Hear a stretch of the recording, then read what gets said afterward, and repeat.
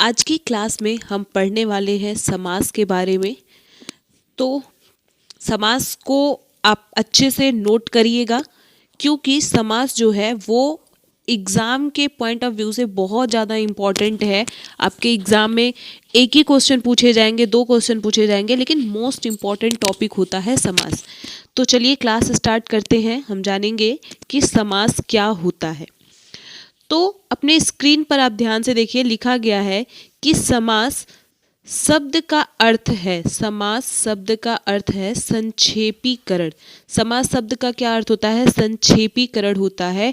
शाब्दिक अर्थ अगर आपसे कभी भी पूछा जाएगा कि समास शब्द का शाब्दिक अर्थ क्या होता है, तो शाब्दिक अर्थ आपको हमेशा बताना है कि संक्षेपीकरण होता है।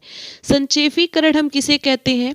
संक्षेपीकरण मतलब होता है कि किसी भी चीज़ को छोटा करना। क्या करना? छोटा करना। छोटा करना जो होता है या छोटा करने की जो प्रक्रिया होती है, उसी को हम संक्षेपीकरण कहते हैं। ठीक है। लिखा गया है कि जब दो या दो से अधिक शब्दों को पास पास लाकर एक नया सार्थक शब्द बनाया जाता है, तो शब्दों के इस तरह संक्षेप करने की प्रक्रिया को देखिए। 2 या 2 से अधिक शब्द हैं, लेकिन इनको पास ला करके एक नया शब्द बना दिया जा रहा है, यानी कि ज़्यादा शब्दों को मिला करके एक शब्द बना दिया जा रहा है। यानी कि यहाँ पे क्या हो रहा है? संक्षेपीकरण हो रहा है, संक्षेप करने की प्रक्रिया हो रही है, और इसी प्रक्रिया को हम कहते हैं समास।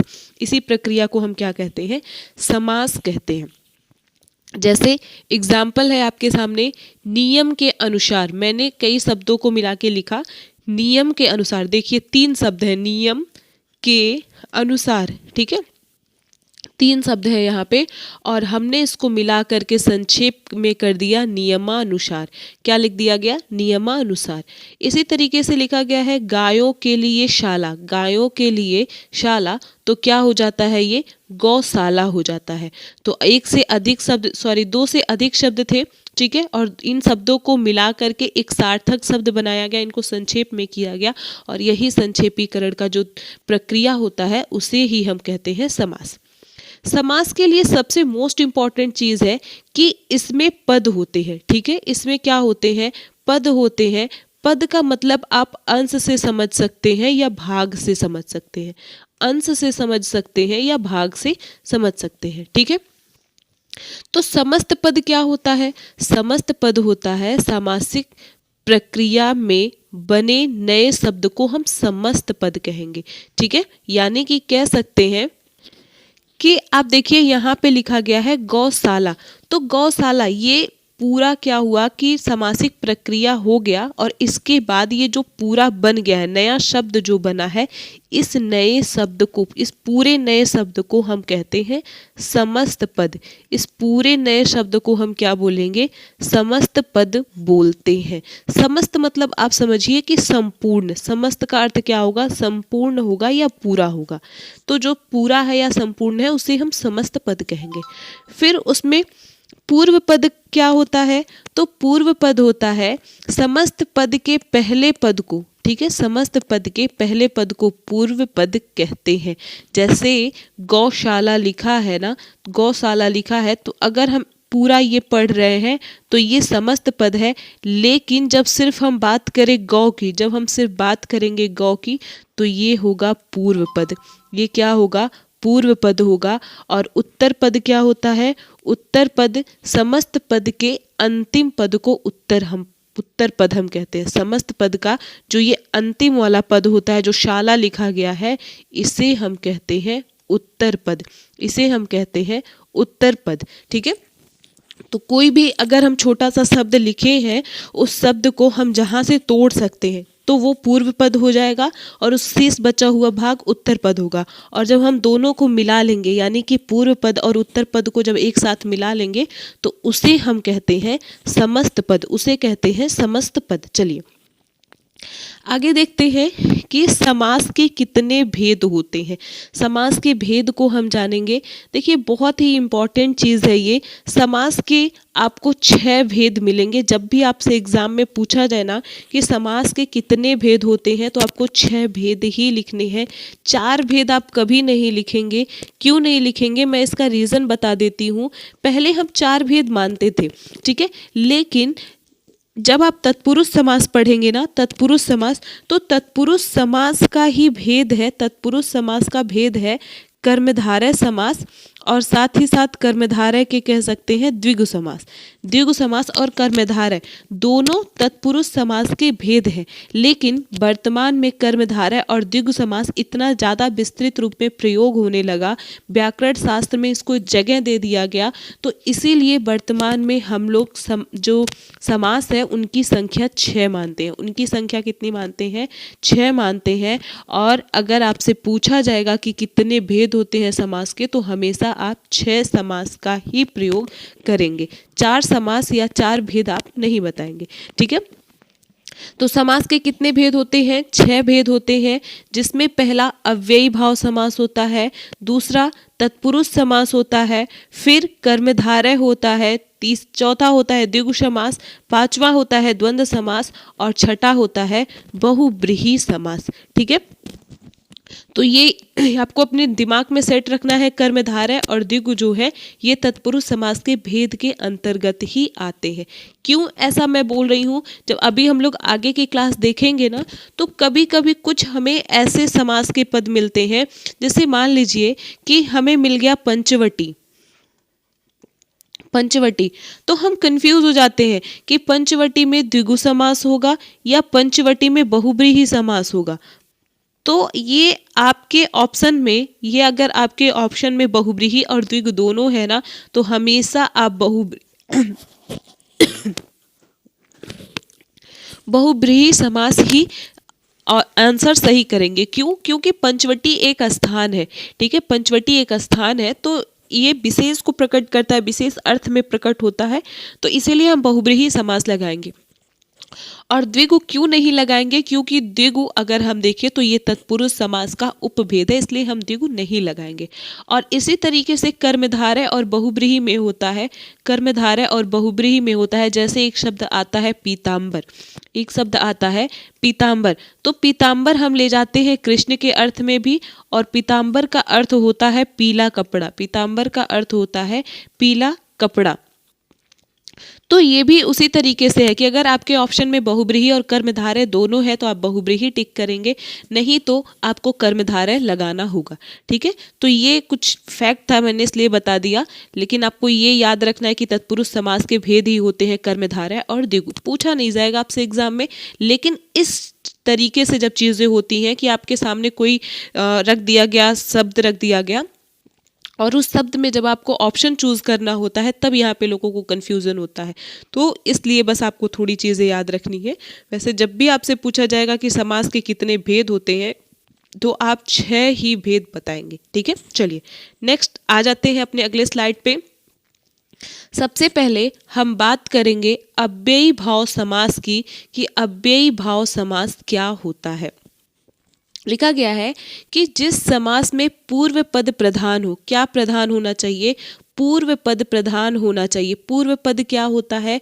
मैंने आपको बता दिया कि जब हमारे सामने वो शब्द रखा जाएगा तो उस शब्द को हम 2 भागों में तोड़ेंगे। जो पहला भाग रहेगा वो पूर्व पद होता है।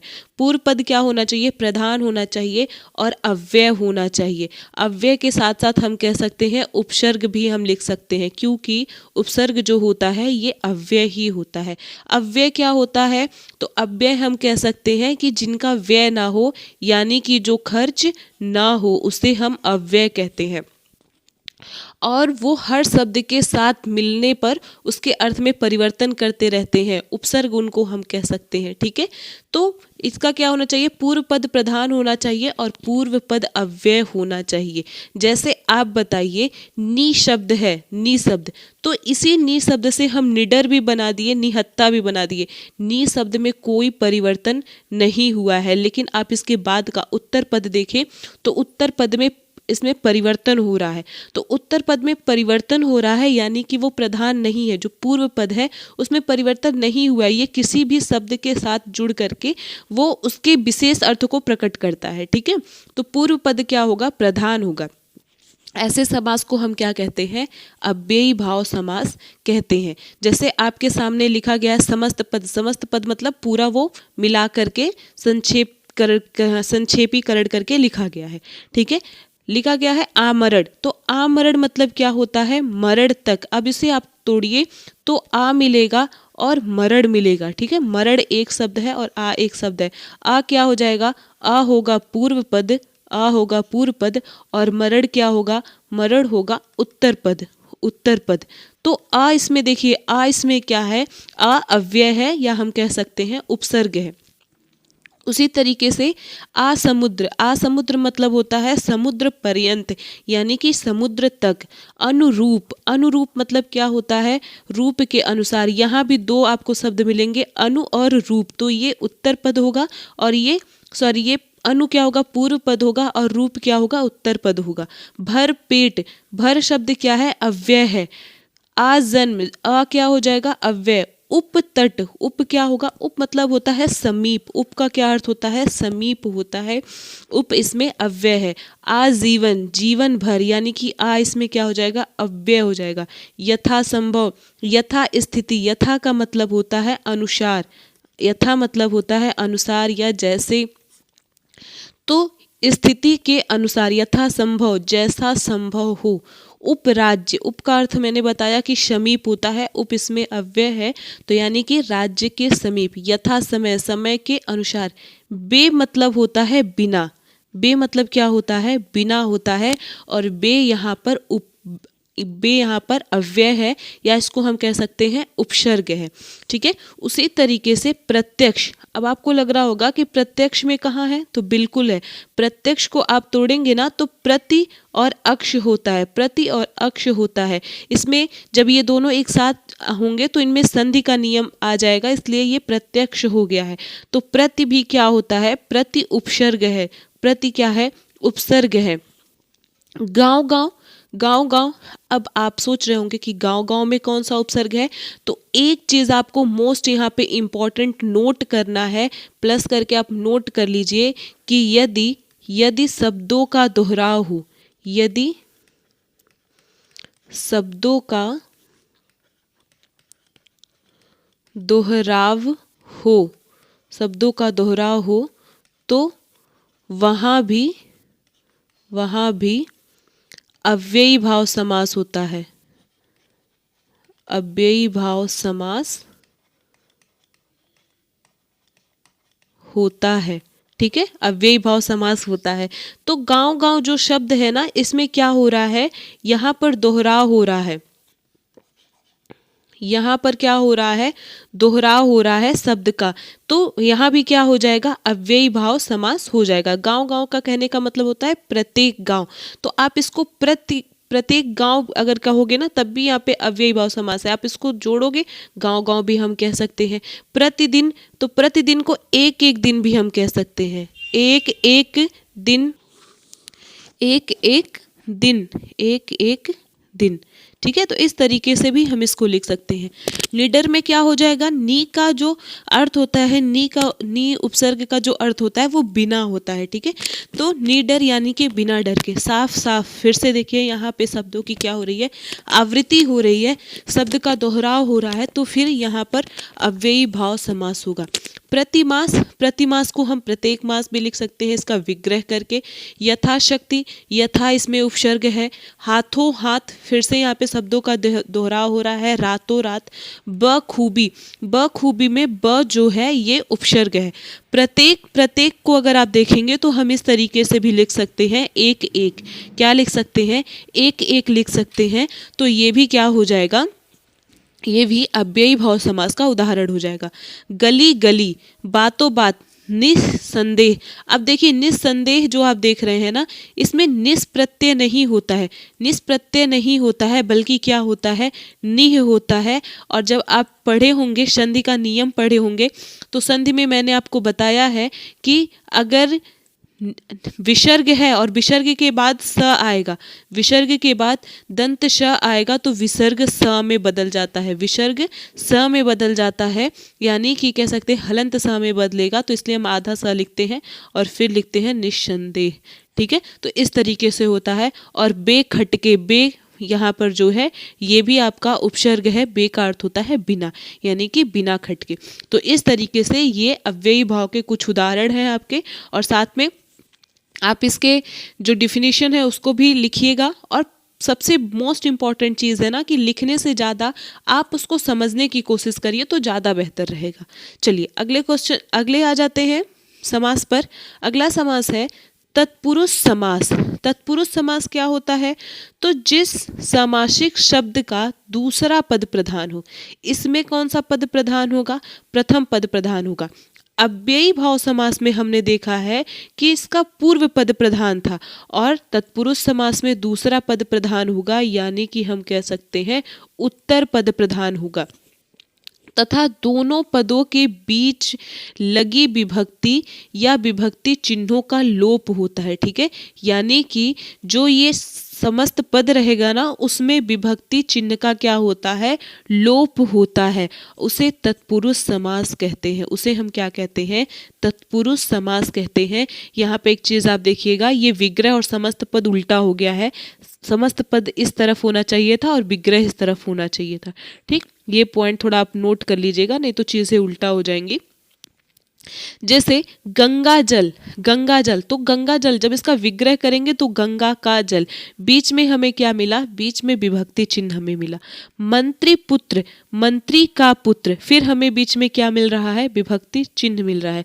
इसी तरीके से क्या होगा? साप मुक्त, यानी कि साप से मुक्त। ठीक है, तो जब आप इसका विग्रह करेंगे ना तो विग्रह करने पर आपको विभक्ति चिन्ह इसमें मिलेगा। ये तत्पुरुष समास होते हैं, लेकिन आप याद रखिएगा तत्पुरुष समास के भेद भी होते हैं, उपभेद होते हैं। तो हम विभक्ति के आधार पर कहेंगे। किसके आधार पर कहेंगे? विभक्ति के आधार पर। विभक्ति के आधार पर तत्पुरुष समास के कितने भेद होते हैं? विभक्तियों के आधार पर तत्पुरुष समास के 6 उपभेद होते हैं। यानी कि विभक्तियां कितनी है? हिंदी में आप पढ़ेंगे विभक्तियां 8 होती हैं। विभक्तियां कितनी होती हैं? 8 होती हैं, लेकिन कर्ता कारक की विभक्ति को हम इसमें नहीं रखते हैं और ना ही संबोधन को रखते हैं, ना ही संबोधन को रखते हैं। तो संबोधन और कर्ता दोनों ना होने के कारण बाकी की जो 6 विभक्तियां होंगी उनको हम तत्पुरुष समास के भेद के अंतर्गत रखते हैं। तो पहला होता है कर्म तत्पुरुष। कर्म में कौन सा? कर्म कारक का चिन्ह क्या होता है? कर्म कारक का चिन्ह होता है को। ठीक है, तो जैसे लिखा गया है परलोक गमन, यानी कि परलोक को गमन। शरणागत, शरण को आया हुआ। गगन चुंबी, गगन को चूमने वाला। गृहगत, गृह को गया हुआ। रामाश्रित, राम को आश्रित। ठीक है, इस तरीके से। यश प्राप्त, यश को प्राप्त। संकटापन्न, संकट को प्राप्त हुआ।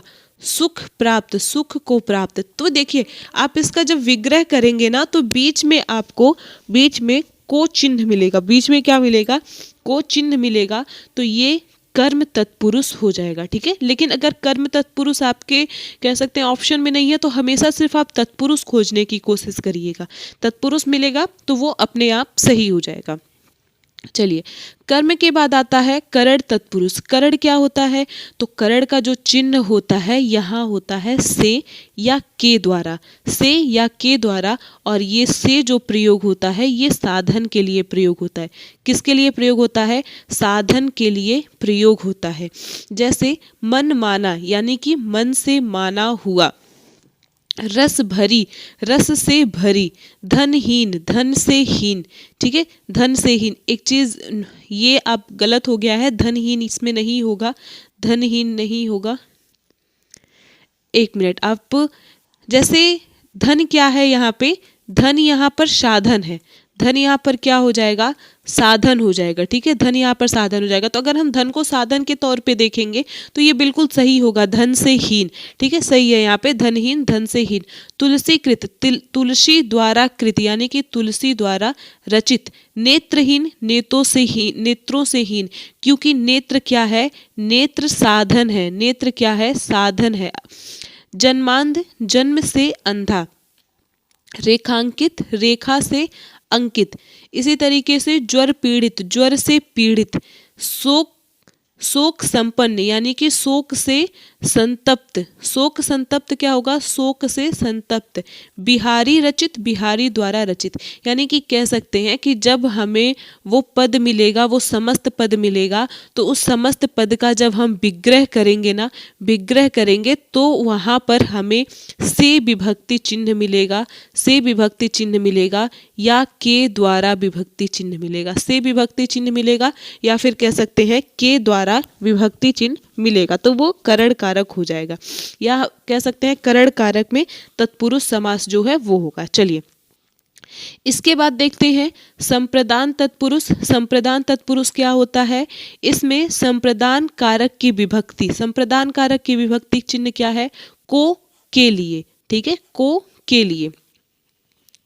तो सत्याग्रह, सत्य के लिए आग्रह, देखिए यहाँ पे के लिए आपको मिल रहा है। रसोई घर, रसोई के लिए घर। रक्षा पुरुष, रक्षा के लिए पुरुष। इसी तरीके से राह खर्च, राह के लिए खर्च। जब आप इसका विग्रह करेंगे ना तो अपने आप आपको समझ में आएगा। माल गोदाम, माल के लिए गोदाम। तो यहाँ पर देखिए के लिए, के, और कह सकते हैं कि जो किसी को कुछ दिया जाता है ना, जब कुछ दिया जाता है किसी को, या किसी के लिए कुछ किया जाए, किसी के लिए कुछ किया जाए, तो वहाँ पर हमेशा संप्रदान होता है, वहाँ पर चतुर्थी विभक्ति होती है, यानी कि संप्रदान होता है। और संप्रदान कारक का जो चिन्ह होता है वो को और के लिए होता है। तो जब भी आपको समस्त पद मिलेगा तो उसका जब आप विग्रह करेंगे तो विग्रह करने पर के लिए शब्द छिपा होगा।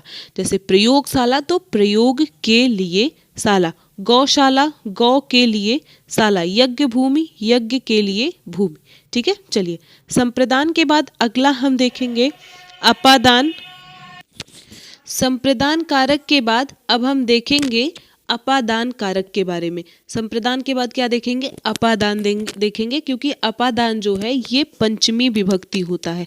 अपादान कौन सी विभक्ति होती है, पंचमी विभक्ति होती है। ठीक है, पंचमी विभक्ति होती है। तो पंचमी विभक्ति जो है अपादान कारक जो है इसका भी चिन्ह होता है से। चिन्ह क्या होता है, से होता है, लेकिन अलग होने पर। से होता है लेकिन अलग होने पर। ठीक है, और जब अपादान तत्पुरुष होता है तो अपादान तत्पुरुष में से विभक्ति या कह सकते हैं से चिन्ह का लोप होता है।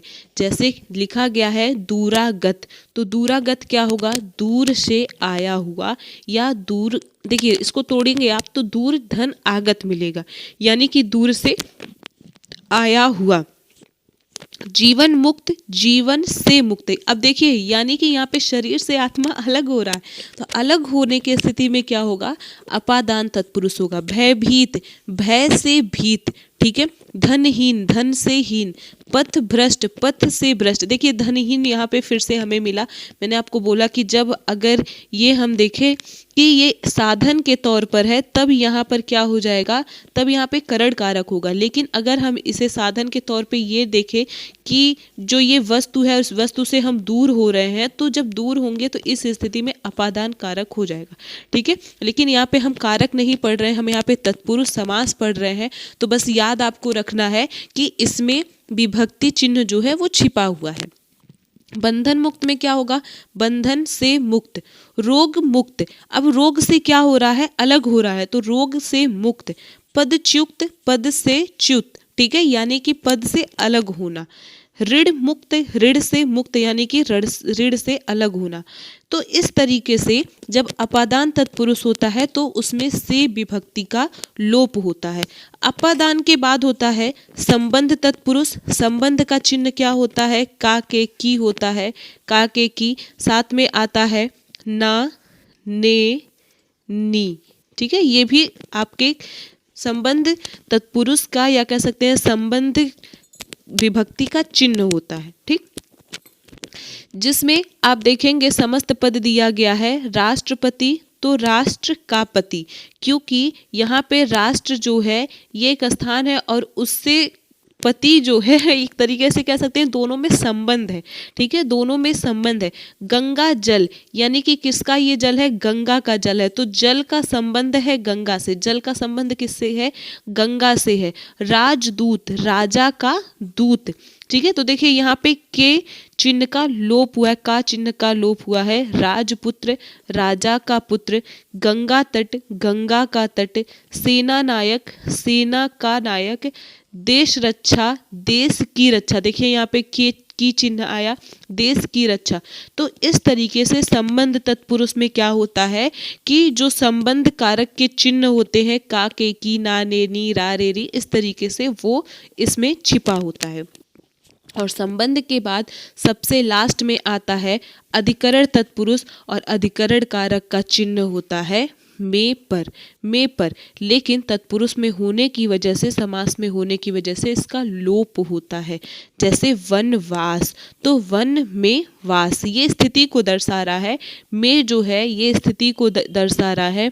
सिर दर्द, सिर में दर्द। ठीक है, कार्य दक्ष, कार्य में दक्ष। शरणागत, शरण में आया हुआ।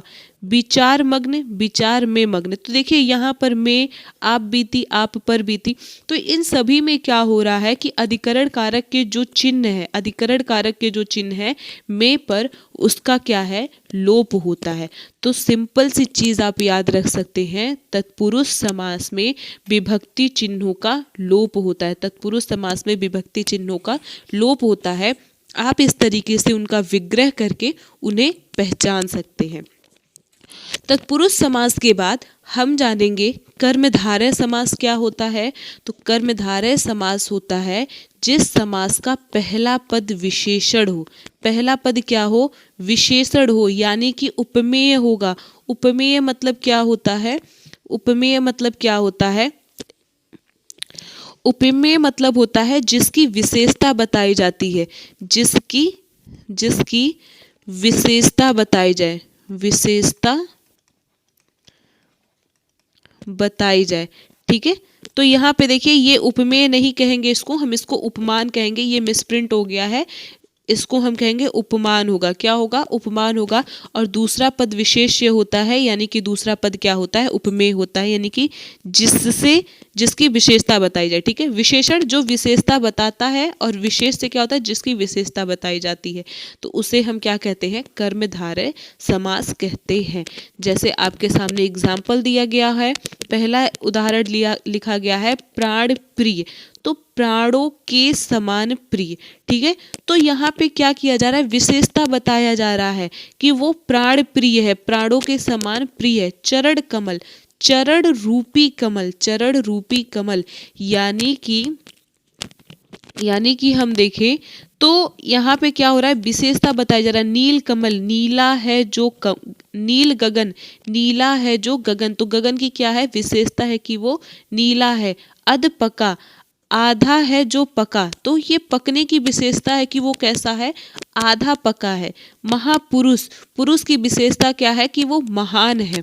इसी तरीके से पीतांबर, पीला है जो वस्त्र, तो वस्त्र की विशेषता बताई जा रही है कि वो पीला है। यानी कि कह सकते हैं कि जहाँ पर विशेषता बताया जाता है, जहाँ पर विशेषता बताया जाता है, वहाँ पर कर्मधारय समास होता है, वहाँ पर कर्मधारय समास होता है। जैसे और एग्जाम्पल हम देख लेते हैं, नरोत्तम, तो नरों में उत्तम, इसकी क्या हो रही है? विशेषता बताई जा रही है कि ये नरों में कैसा है?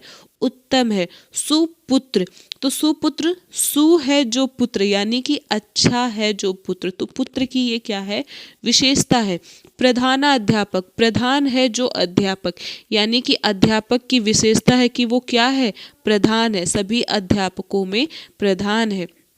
नीलांबर, नीला है जो अंबर, तो अंबर की ये विशेषता है। कपड़े की या कह सकते हैं आकाश की ये विशेषता है, क्योंकि अंबर मतलब कपड़ा भी होता है और अंबर का अर्थ आकाश भी होता है, तो उसकी विशेषता है कि वो कैसा है?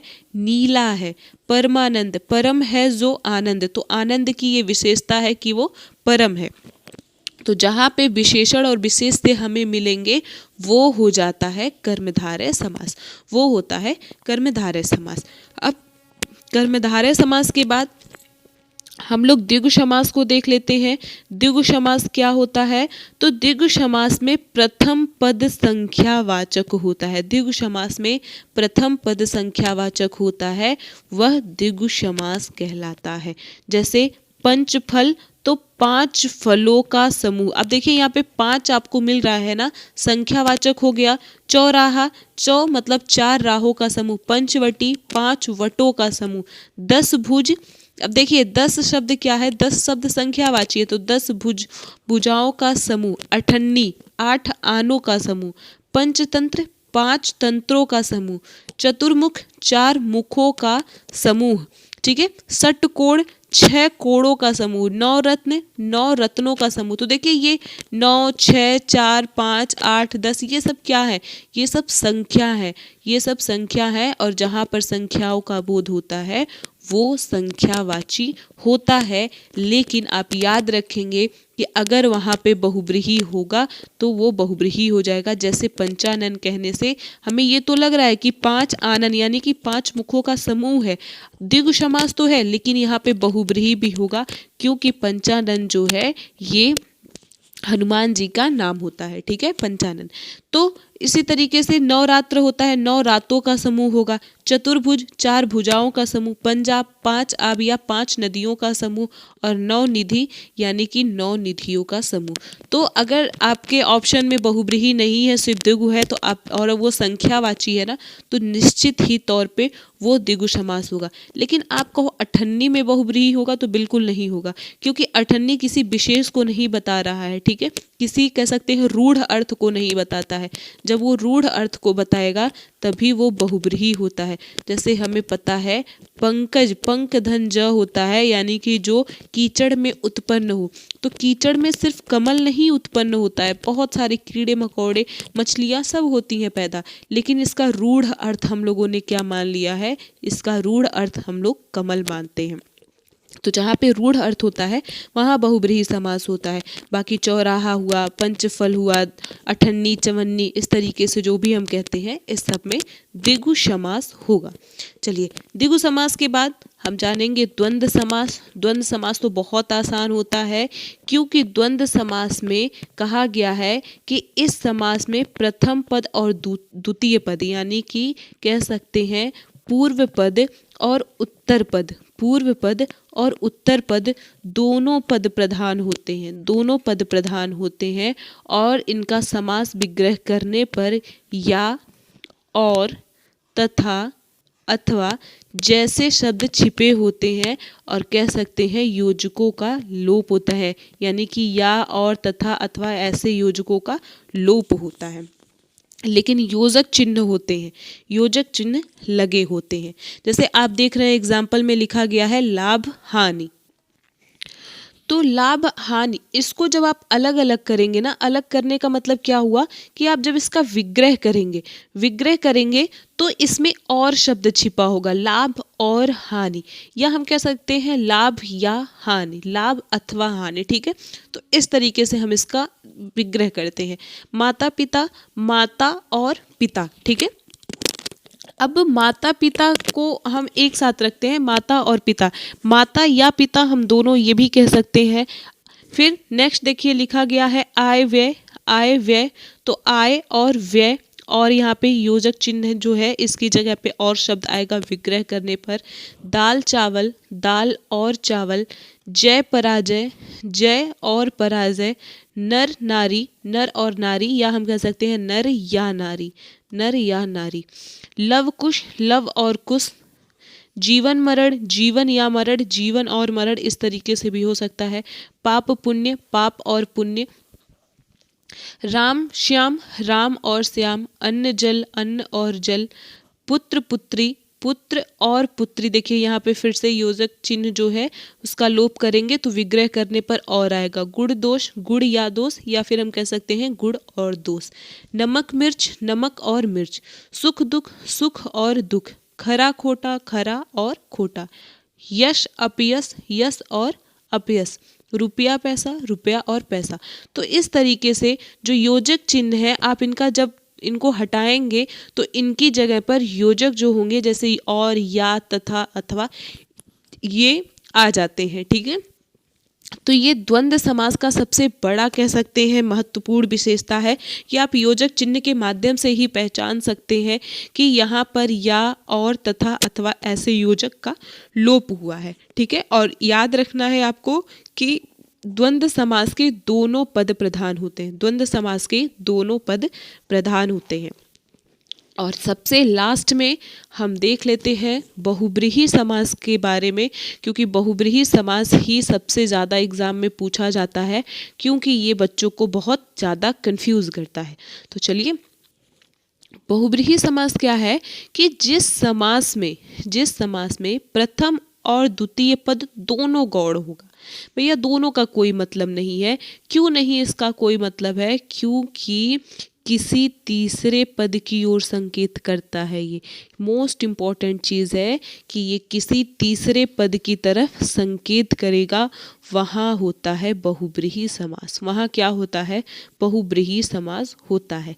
जैसे चतुरानन को आप देखेंगे ना तो 4 आनन है, अर्थात किसके पास है? ब्रह्मा के।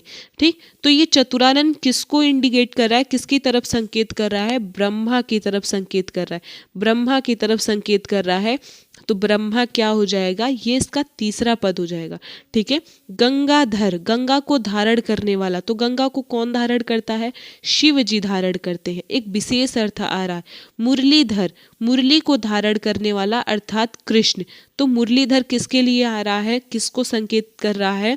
कृष्ण को संकेत कर रहा है। लंबोदर, लंबा है उदर जिसका, अर्थात गणेश।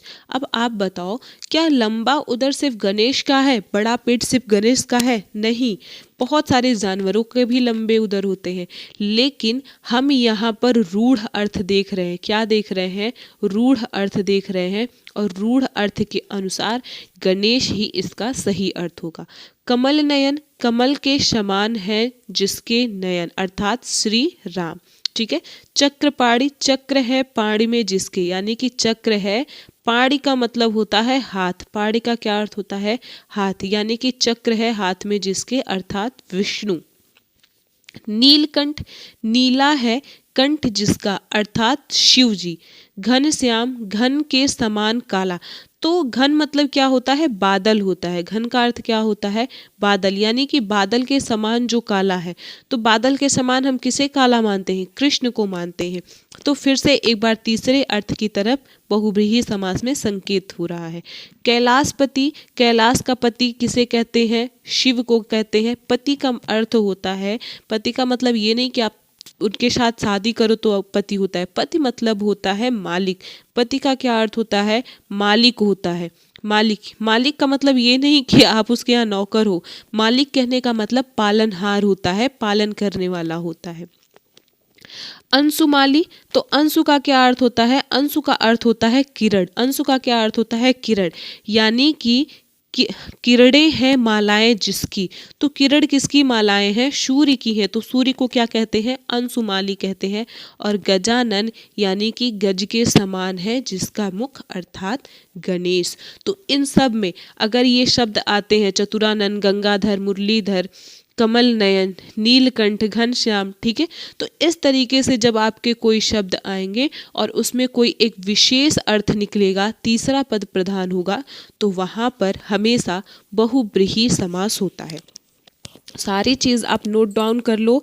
जितने उदाहरण मैंने बताए हैं, जितने एग्जाम्पल बताए हैं, एग्जाम्पल को आप ज़रूर लिखिएगा, क्योंकि आपको डिफिनीशन याद हो जाता है तो आपके परीक्षा में कभी भी परिभाषा नहीं पूछा जाता है, हमेशा शब्दों को देख करके पूछा जाता है कि कौन सा समास है। मैंने कोशिश किया है कि मैं ज़्यादा से ज़्यादा उदाहरण दे सकूँ आपको, इसलिए बहुत सारे एग्जाम्पल को मैंने ऐड किया है। तो आप इस उदाहरण को अपने कॉपी में नोट डाउन करिएगा और साथ में रिवीजन करते रहिएगा। तो अब इसके बाद हम मिलेंगे अपने नेक्स्ट वीडियो में एक